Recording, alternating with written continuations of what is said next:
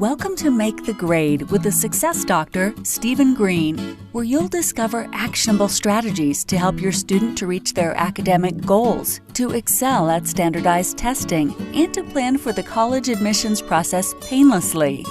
And now, here's your host, Dr. Stephen Green.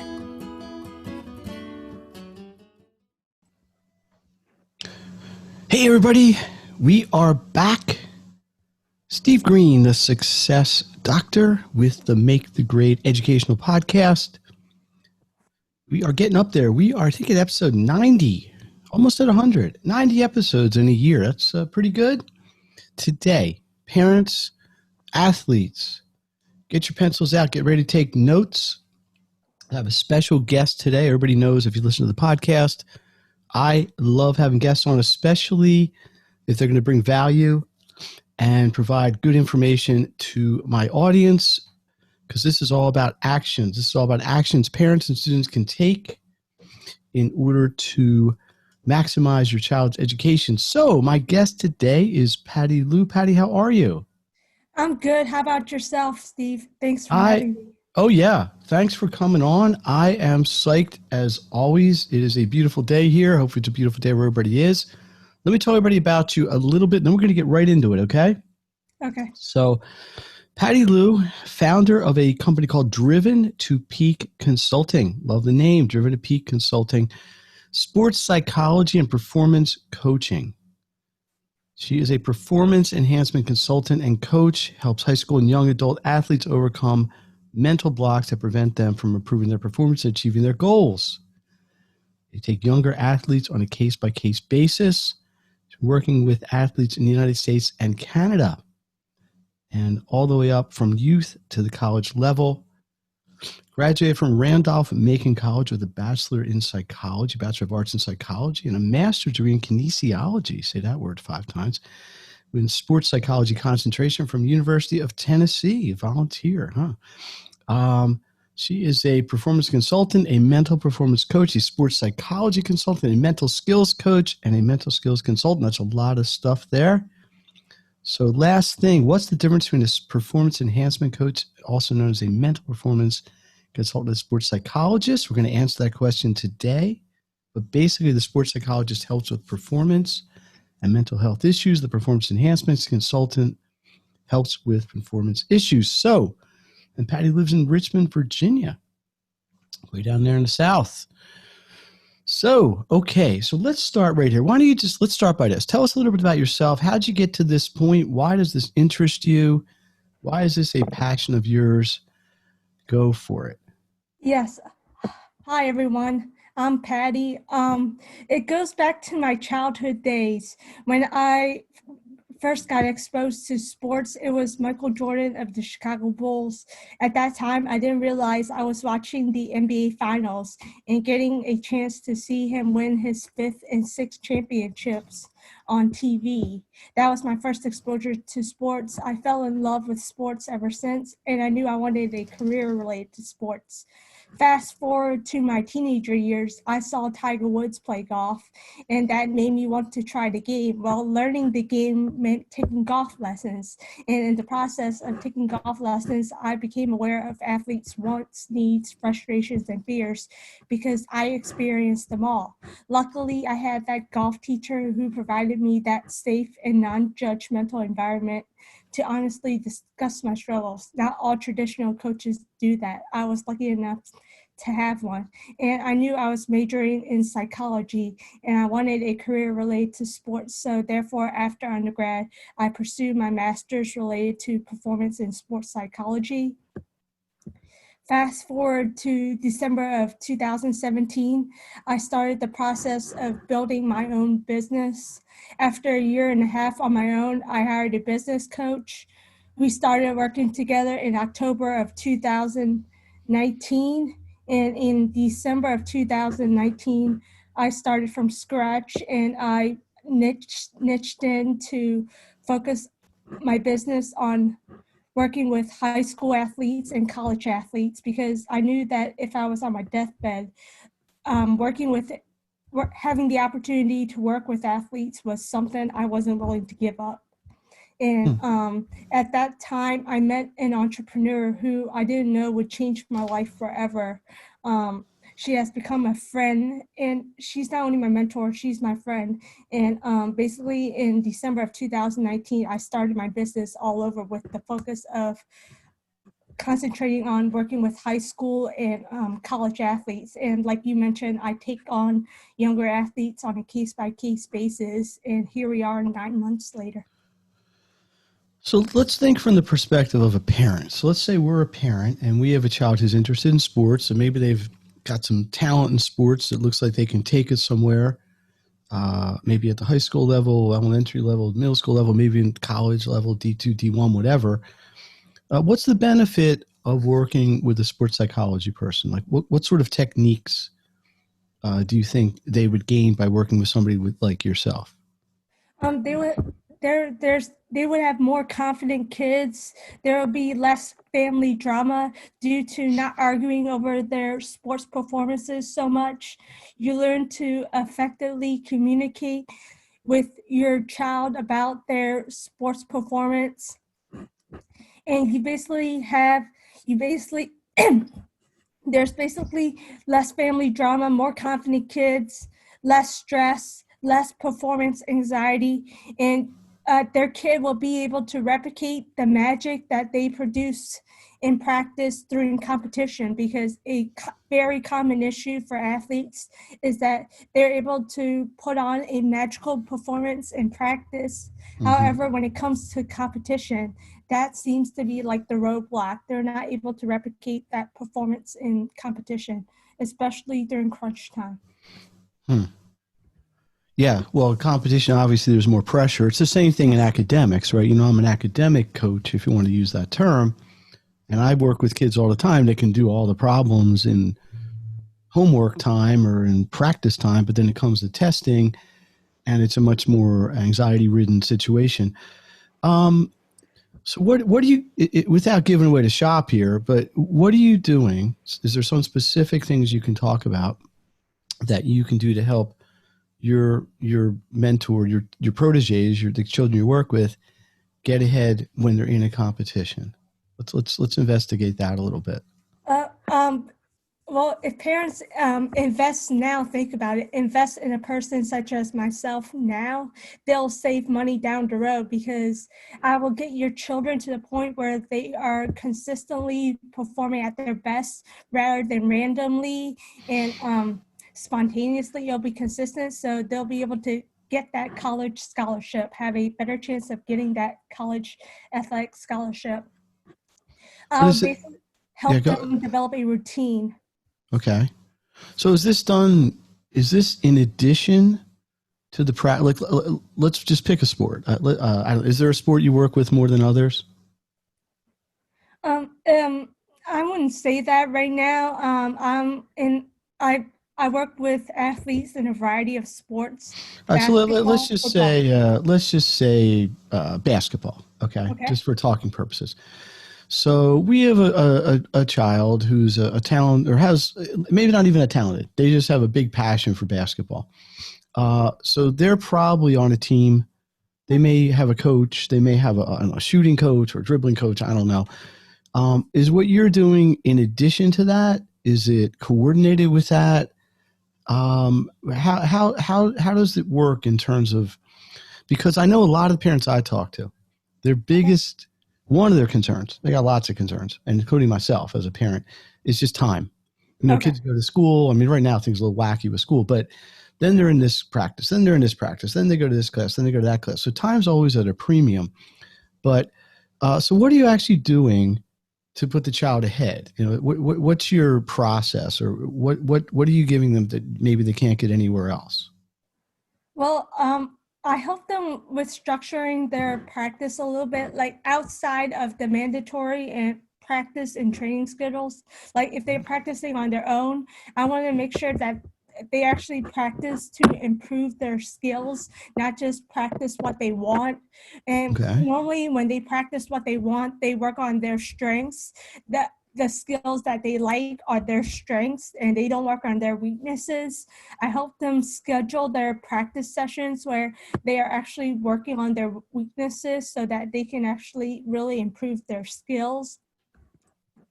And they're not practicing the same thing over and over again.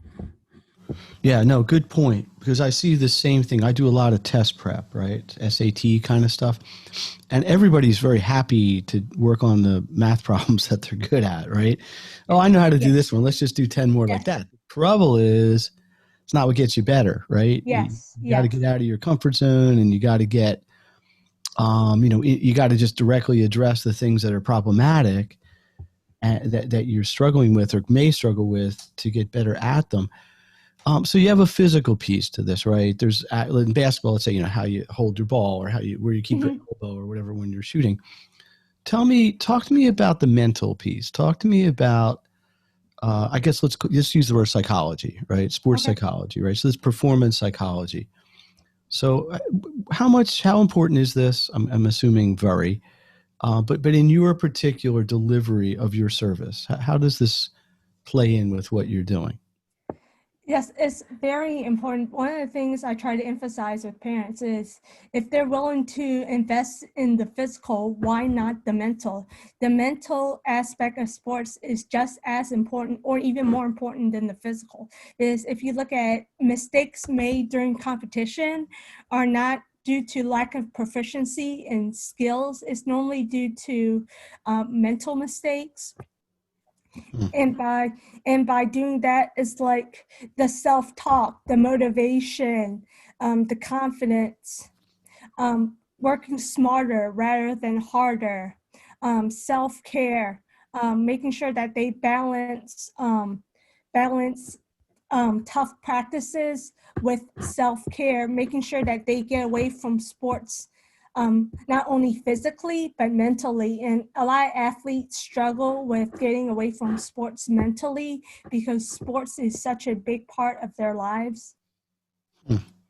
Is there some specific exercise? Is it just visualization? Is it like, I don't know. I'm not, I know I've had like a yoga instructor on my podcast, right? And on my live streams. And one of her big things is relaxation, right? Mm-hmm. So she had, I'm probably not going to use the right term exactly, but I'm just going to call them breathing exercises. So she had these exercises. People would breathe in and hold their breath and count, I think, to 7 and then an exhale. But are there specific things you do? Because you're not with somebody 24-hour a day, right, Patty? Mm-hmm. So do you give them things to work on? So let's say you work with somebody on Monday at 4 o'clock, right? Yes. Okay. Now you're going to see them again the following Monday or on Friday. Yes. What would they do in between? Are there things you're going to give them in between to build these yes, like muscles up, so to speak? Yes. I get them a few things to focus on, and sometimes I even create a workbook for them that focuses on that emphasizes what I want them to focus on. Like I know that forming new habits takes time, and based on results of research studies, it takes at least a month. And I try to emphasize with them that they're gonna revert back to their old habits, but trying to get them back on track as soon as possible is the major thing. And I tried to really get them to develop a routine. Like on the day of practice, I know I'm supposed to be here. This is when I'm supposed to be there, and I will be there. How much, let me ask you a question. I don't know if you've ever seen this. I have seen, and this was true with some of my kids' friends. They're super good at sports, really athletic, just naturally very talented. 8, 10, 12 years old, right? And then the fun comes out of it, right? Like when you're 10 years old, you're playing baseball, you're with your friends, yes. It's like a social thing. The parents are in the sideline or behind a dugout, whatever. And then it always seems to reach a point later. I'm just going to say when they're 15, because they're now starting to say, hey, maybe I'm good enough to have college coaches look at me. or maybe even beyond that. I've Okay. worked with people who are like national champions in some sports, because a lot of times when kids get really high up in sports, they don't have time for school, which is kind of a bad thing to say, but so they'll choose to homeschool. So I've had kids I've homeschooled in math and science because there are tennis academies and golf academies and gymnastic academies and more individual sports. Yeah, you don't see as much in, let's say, football. But anyway, get back to my question. So I've seen some situations where kids almost just burn out, right? Like they Mhm. get to 15, 16, 17, and now been playing this sport 8, 10 years. And the joy comes out of it a little bit. You know, now there's pressure on them. It becomes almost like a job in a way. Do you see this? Is there a way to combat it? I mean, I Yes. know sports are supposed to be fun, right? Sports Yes. are an entertainment for most of us participating. And I mean, to me, sports is exercising. You know, Yes. I try to exercise to just keep myself in some kind of physical shape. I don't really look at that as playing a sport, but give me your viewpoint on that. Is there a danger in the sense of starting too early because of risking burnout? Does it matter? No, What do you think, I Patty? wouldn't say starting early is a risk. I think more importantly, most of the time the issue is they don't include in their daily routine getting away from sports mentally. That's the big issue Mhm. that I'm seeing with the athletes is they don't include as part of their routine getting away from it. And by getting away from it mentally, I mean no sports talk, no sports video games, no sports period. It's just doing whatever they want to do for fun and relaxation. There's nothing related to it related to sports. So you're basically saying just almost clear your mind, right? Like, Yes, okay, let's yes, just, do something else. Maybe do music. I don't know, whatever. Do your homework. yes. um, do do you see any difference in a person who's doing an individual sport, let's just say tennis or golf, versus somebody you may be coaching who's a participant in a team sport, like football or baseball or field hockey or lacrosse or something like that? Does that change how you might coach or counsel a student? No, I wouldn't say that necessarily, but with the team sports, there is that team component that could also be an issue. Like there's with the team sport, it could be their teammates, like internal conflict that's going on in the locker room that's affecting them,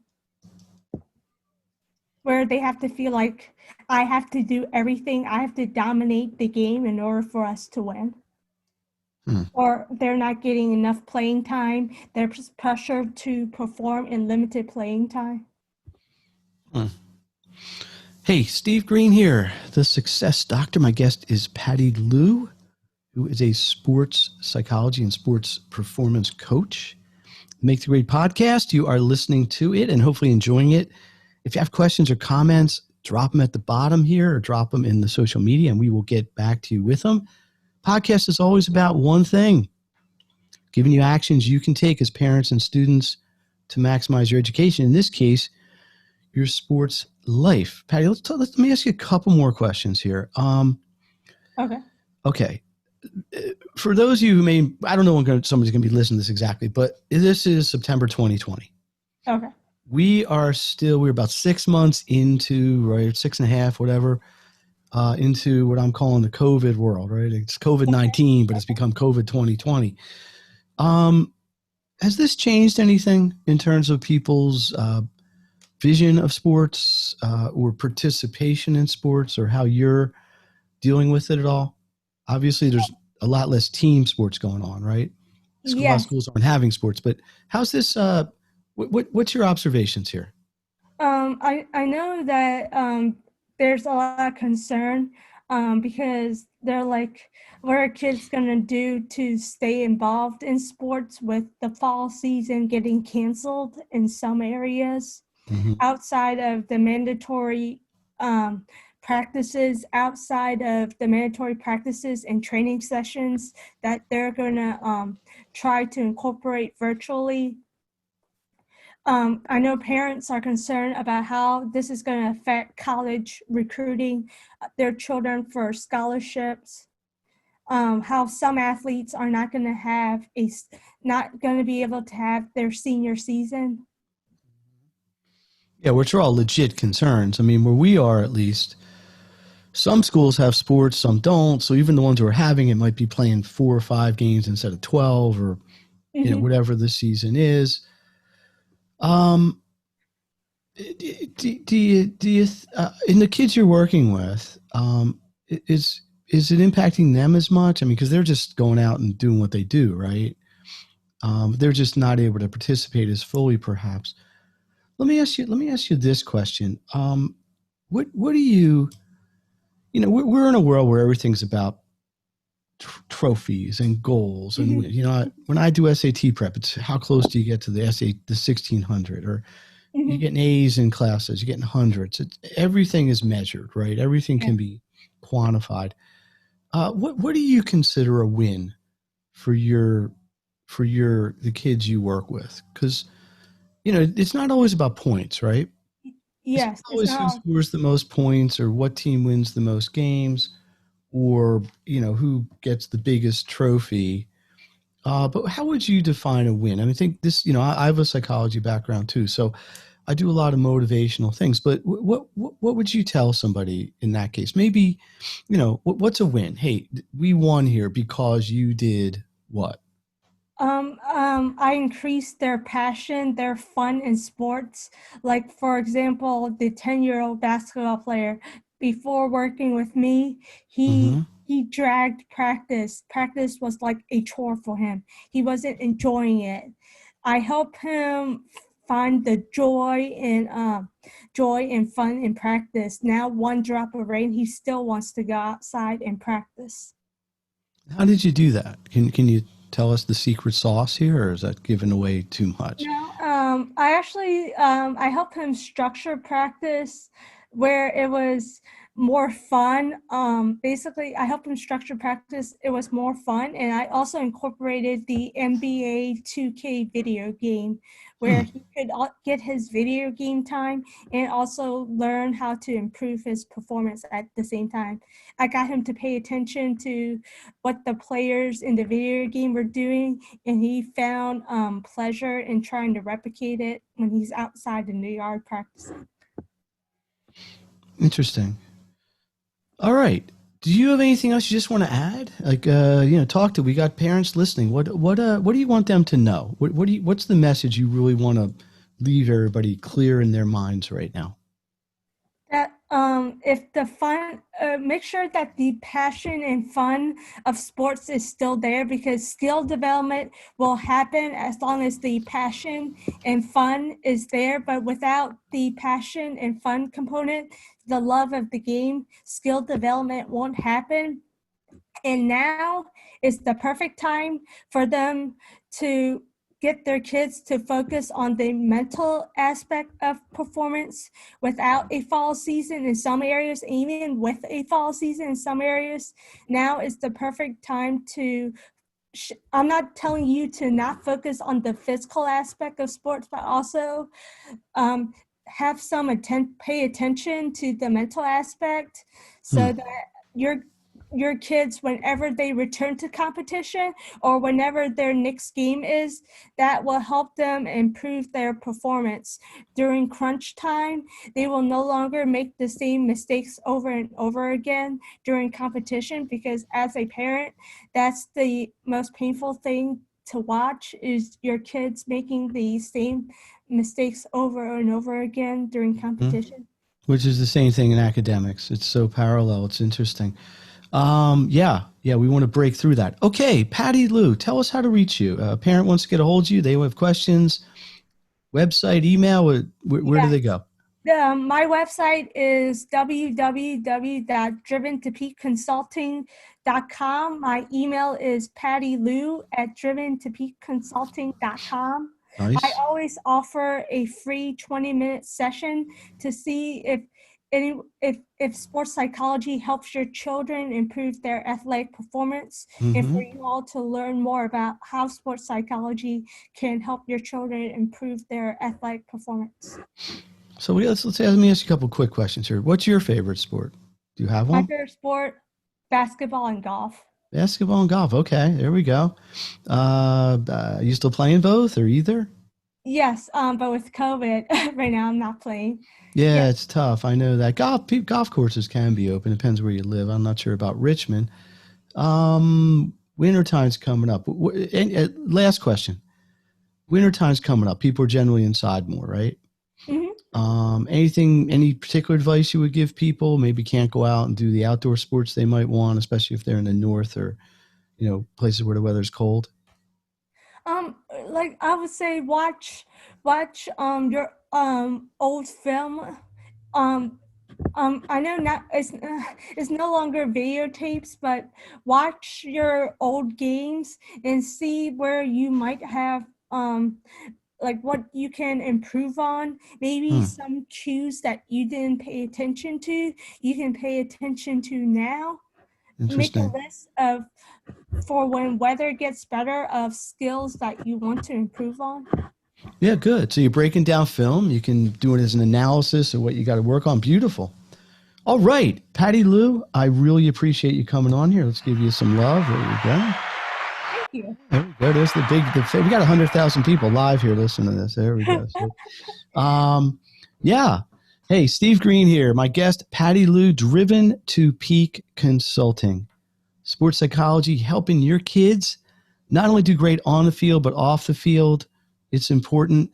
The Make the Grade podcast, we are all about helping parents and students to maximize your education. Check out the Make the Grade resource community, which is makethegrade.education. Check out the Success community, which is your ticket to basically taking everything to the next level, which is makethegrade.community. Love to hear your feedback. Love to hear your comments as always.